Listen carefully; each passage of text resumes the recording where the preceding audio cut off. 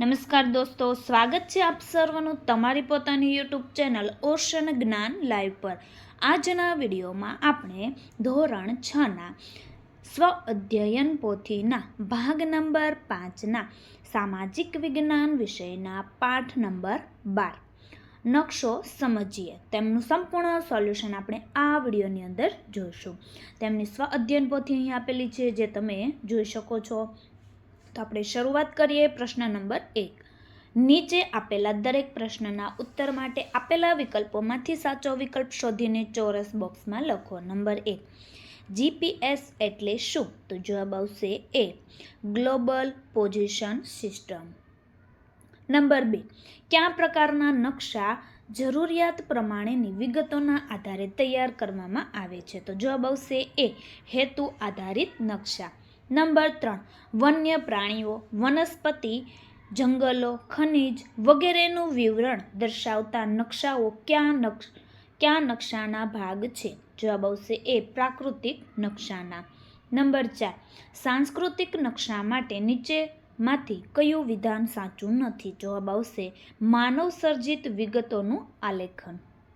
Number 5, નીચેનામાંથી કયું ઉદાહરણ નાના માપના નકશાનું નથી? જવાબ આવશે સી, તાલુકાના નકશા।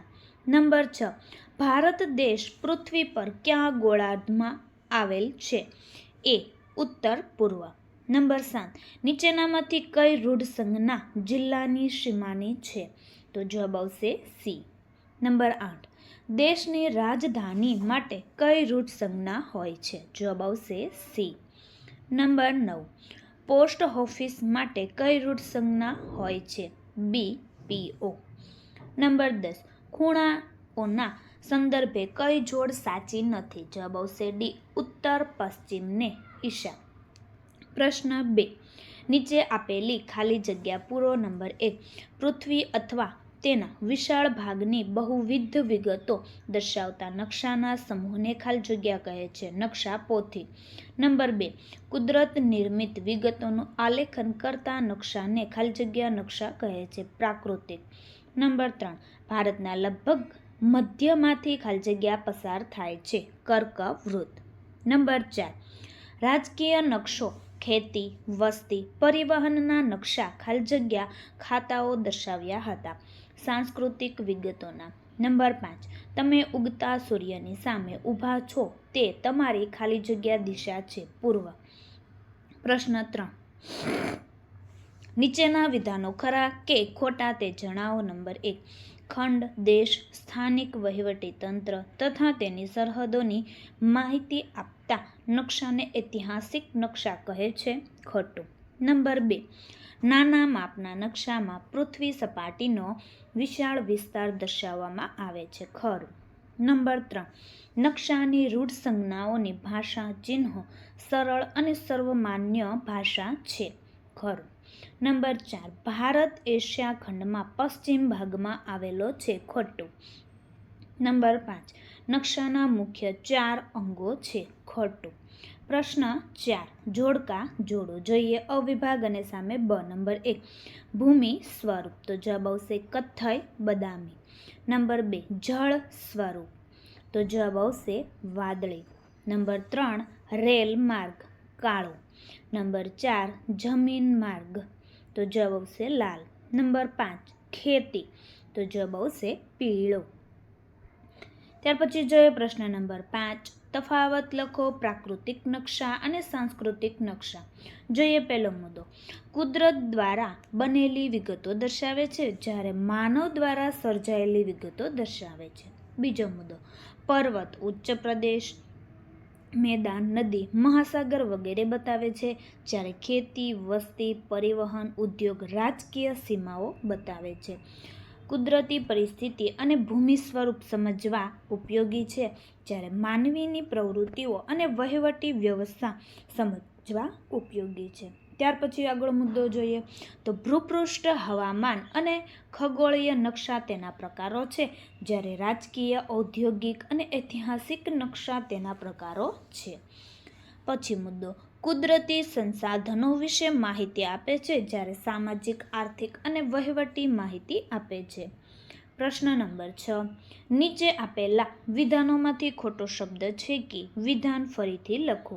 નંબર 1, મૂળ લેટિન ભાષાનો શબ્દ માપા મુંડી, માપા મુંડો ઉપરથી અભ્રસ થઈને મેપ બન્યો છે.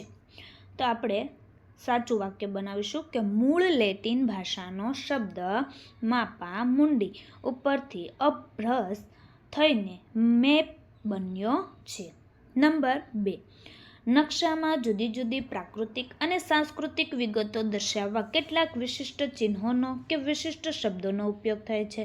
તો વિશિષ્ટ શબ્દો ઉપર છેકો. તો નકશામાં જુદી જુદી પ્રાકૃતિક અને સાંસ્કૃતિક વિગતો દર્શાવવા કેટલાક વિશિષ્ટ ચિહ્નોનો ઉપયોગ થાય છે. નંબર 3, ભારતની પૂર્વ દિશાએ બંગાળનો ઉપસાગર કે અરબસાગર આવેલો છે. અરબસાગર ઉપર છેકો. ભારતની પૂર્વ દિશાએ બંગાળનો ઉપસાગર આવેલો છે. નંબર 4, નકશામાં વનસ્પતિ પ્રદેશ દર્શાવવા લીલો કે વાદળી રંગ વપરાય છે. વાદળી ઉપર છેકો. નકશામાં વનસ્પતિ પ્રદેશ દર્શાવવા લીલો રંગ વપરાય છે. નંબર 5, ભારતના નકશામાં પશ્ચિમ દિશામાં ગુજરાત કે અસમ રાજ્ય આવેલું છે. અસમ ઉપર છેકો. ભારતના નકશામાં પશ્ચિમ દિશામાં ગુજરાત રાજ્ય આવેલું છે. પ્રશ્ન 7, પારિભાષિક શબ્દોની સમજ આપો. નંબર 1, પ્રમાણમાં. તો પૃથ્વી ઉપરના કોઈ પણ 2 સ્થળ વચ્ચેનું અંતર અને તે બંને સ્થળોના નકશા ઉપરના અંતર વચ્ચેના ગુણોત્તરને પ્રમાણમાપ કહે છે. અંતર દોરી કે માપપટ્ટીની મદદથી શોધી શકાય છે. નંબર 2, રાજકીય નકશા. ખંડ, દેશ, રાજ્ય, જિલ્લાની સીમાઓ તથા વહીવટી કેન્દ્રો દર્શાવતા નકશાને રાજકીય નકશા કહે છે. નંબર 3, ખગોળીય નકશા. ગ્રહો, ઉપગ્રહો, નક્ષત્રો, આકાશગંગા વગેરે અવકાશી પદાર્થોની માહિતી દર્શાવતા નકશાને ખગોળીય નકશા કહે છે. તો વિદ્યાર્થી મિત્રો, આ ઓશન જ્ઞાન લાઈવની અંદર ધોરણ 6 થી 8 માટે એક બ્રહ્માસ્ત્ર બેન્ચનું આયોજન કરેલ છે, જેમાં 77મા પ્રજાસત્તાક નિમિત્તે 77 વિદ્યાર્થીઓને 77% ડિસ્કાઉન્ટ મળશે, જેમની કિંમત 1265 રૂપિયા. મોબાઈલ નંબર અહીં આપેલો છે 7046222254. આ નંબર ઉપર તમે કોન્ટેક્ટ કરી શકો છો અને પ્લે સ્ટોર ઉપરથી આપણે એપ્લિકેશન મળી જશે ઓશન જ્ઞાન લાઈવ. તેની ઓફરની વેલિડ છે 26 તારીખથી 31 તારીખ સુધીની. તો વિદ્યાર્થી મિત્રો, જરૂરથી તેમનો લાભ મેળવી લેવો. પ્રશ્ન 8, નીચેના પ્રશ્નોના 1-2 વાક્યોમાં જવાબ લખો. નંબર 1, નકશો એટલે શું? નકશો એટલે પૃથ્વીની સપાટી અથવા તેના કોઈ એક ભાગનું સપાટ કાગળ પરનું આલેખન. નકશામાં મોટા વિસ્તાર ધરાવતા પ્રદેશની ઘણી બધી વિગતોને સમાવી શકાય છે. નંબર 2, નકશાના મુખ્ય પ્રકારો કેટલા છે, ક્યાં ક્યાં છે? નકશાના મુખ્ય 2 પ્રકારો છે. હેતુ આધારિત નકશા. નંબર 2, માપ પ્રમાણેના નકશા. નંબર 3, ઐતિહાસિક નકશા એટલે શું? તો કે પ્રાદેશિક કે રાષ્ટ્રીય વહીવટી તંત્રના ભૂતકાળના ઇતિહાસને દર્શાવતા નકશાને ઐતિહાસિક નકશા કહે છે. નંબર 4, રૂઢ સંજ્ઞા એટલે શું? નકશામાં જુદી જુદી પ્રાકૃતિક અને સાંસ્કૃતિક વિગતો દર્શાવવા માટે વિશિષ્ટ ચિહ્નો વપરાય છે. આવા ચિહ્નોને રૂઢ સંજ્ઞાઓ કહે છે. પ્રશ્ન 9, નીચેના પ્રશ્નોના મુદ્દાસર જવાબ લખો. નંબર 1, સાંસ્કૃતિક નકશાના પ્રકાર જણાવો. તો માનવ સર્જિત વિગતોનું આલેખન કરતા નકશાને સાંસ્કૃતિક નકશા કહે છે. આ નકશામાં માનવીની વિવિધ પ્રવૃત્તિઓનો નિર્દેશ કરેલ હોય છે. રાજકીય નકશો, ખેતી, વસ્તી, પરિવહનના નકશા સાંસ્કૃતિક નકશાના ઉદાહરણ છે. નંબર 1, રાજકીય નકશા. તો ખંડ, દેશ, સ્થાનિક વહીવટી તંત્ર તથા તેની સરહદોની માહિતી આપતા નકશાને રાજકીય નકશા કહે છે.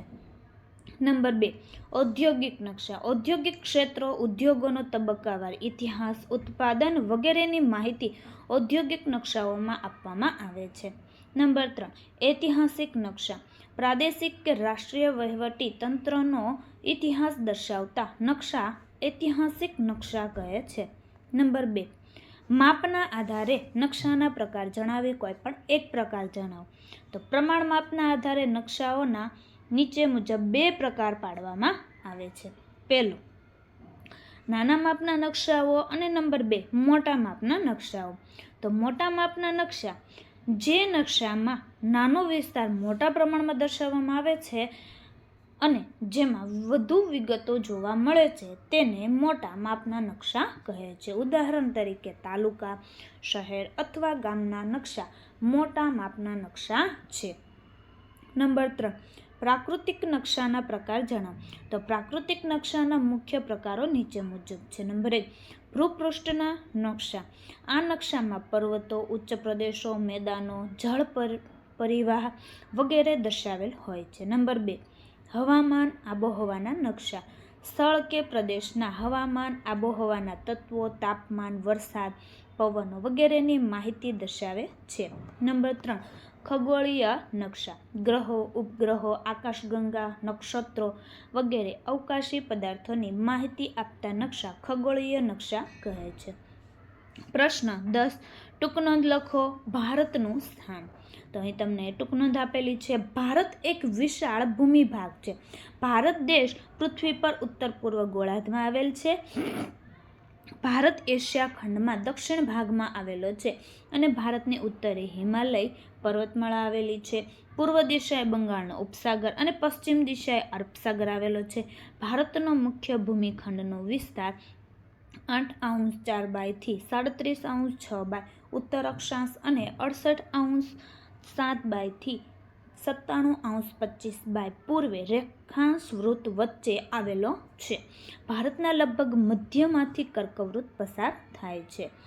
વર્તમાન સમયમાં ભારતને વહીવટી સરળતા માટે 28 રાજ્યો, 7 કેન્દ્ર શાસિત પ્રદેશ અને એક રાષ્ટ્રીય રાજધાની પ્રદેશમાં વહેંચવામાં આવેલ છે. પ્રશ્ન નંબર 11, કે તમારી શાળાનો નકશો દોરો. અહીં તમારે તમારી શાળાનો નકશો દોરવાનો છે, જે તમને અહીં બતાવેલો છે, તે તમે જોઈ શકો છો. પ્રશ્ન નંબર 12, નીચે આપેલી બાબતો સામે રૂઢ સંજ્ઞાઓ દોરો. જોઈએ અહીં બાબતો અને સામે તેમની રૂઢ સંજ્ઞાઓ જે તમને અહીં આપેલી છે, આ રીતના તમારે દોરવાની રહેશે. તો વિદ્યાર્થી મિત્રો, ધોરણ 6ના સ્વ અધ્યયન પોથીના ભાગ નંબર 5ના દરેક વિષયના દરેક પાઠના સોલ્યુશનના વિડીયો આપણી ચેનલ ઉપર મુકાઈ ચૂક્યા છે, જેનો અભ્યાસ કરવા માટેની લિંક તમને નીચે ડિસ્ક્રિપ્શનમાં આપેલ છે. અને પછી ક્યાં પાઠનું સોલ્યુશન તે તમારે કોમેન્ટમાં અંદર જણાવવાનું છે. તો વિડીયો પસંદ આવ્યો હોય તો લાઈક અને ચેનલને સબસ્ક્રાઈબ કરવાનું અને સરસ મજાની કોમેન્ટ આપવાનું ભૂલશો નહીં.